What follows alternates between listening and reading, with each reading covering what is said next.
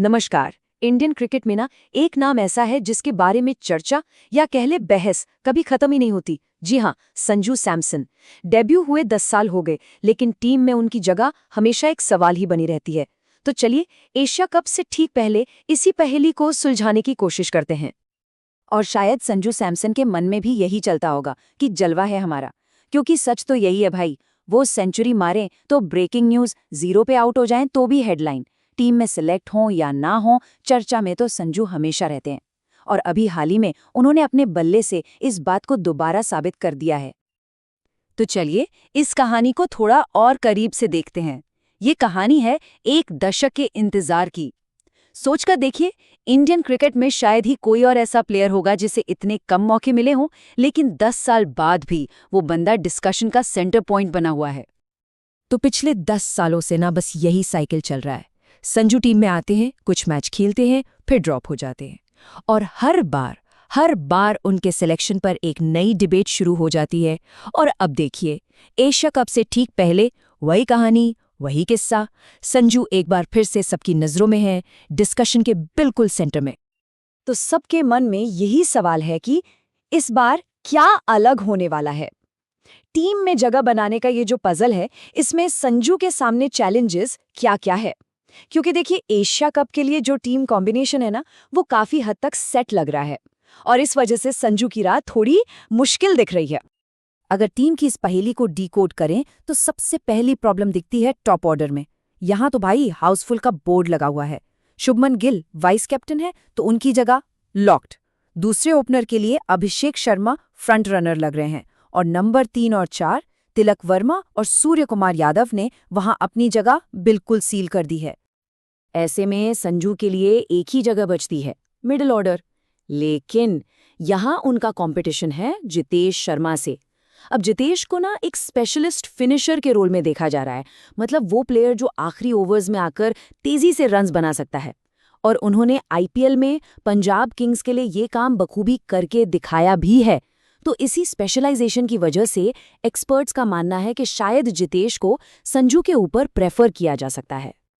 लेकिन कहते हैं ना, जब सारी बातें, सारी डिबेट्स खत्म हो जाती हैं, तब बल्ला बोलता है। और भाई संजू सैमसन का बल्ला हाल ही में बहुत जोर से बोला है। केरला क्रिकेट लीग में उन्होंने जो किया है ना, वो एक अलग ही कहानी बयां करता है। तो केरला लीग में उन्होंने अपने क्रिटिक्स को अपने बैट से एक ऐसा जवाब दिया है जिसे इग्नोर करना नामुमकिन है। सिर्फ 5 इनिंग्स में उन्होंने बनाए 368 रन्स। और सिर्फ रन्स नहीं, इनकी एवरेज देखिए, 73 की शानदार एवरेज। इसका मतलब साफ है, जबरदस्त कंसिस्टेंसी। लेकिन असली कहानी तो इस नंबर में है, स्ट्राइक रेट 186 का। ये आग लगाने वाला स्ट्राइक रेट है। ये रन्स नहीं है, ये अपने आप में एक स्टेटमेंट है।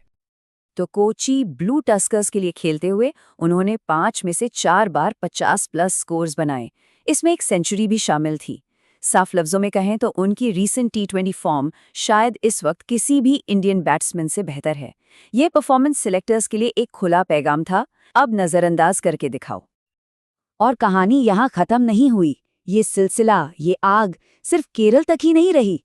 संजू इस फॉर्म को अपने साथ दुबई भी ले गए, और टीम के ट्रेनिंग कैंप में उन्होंने सबको बिल्कुल हैरान कर दिया। किस्सा कुछ ऐसा है कि ट्रेनिंग सेशन चल रहा था।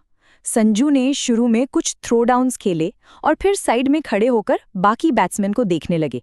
लेकिन जैसे ही सेशन खत्म होने को आया ना, उन्होंने फिर से पैड्स पहने, और जो शुरू हुए तो बस शुरू ही हो गए। उन्होंने बॉल को ग्राउंड के हर कोने में मारना शुरू कर दिया।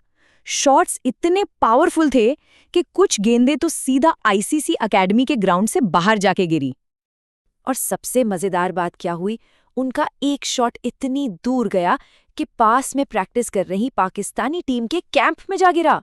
इसके बाद सोशल मीडिया पर मजाक भी चला कि पाकिस्तानी खिलाड़ी अब इंडिया की बॉल चुराकर आटा खरीदेंगे।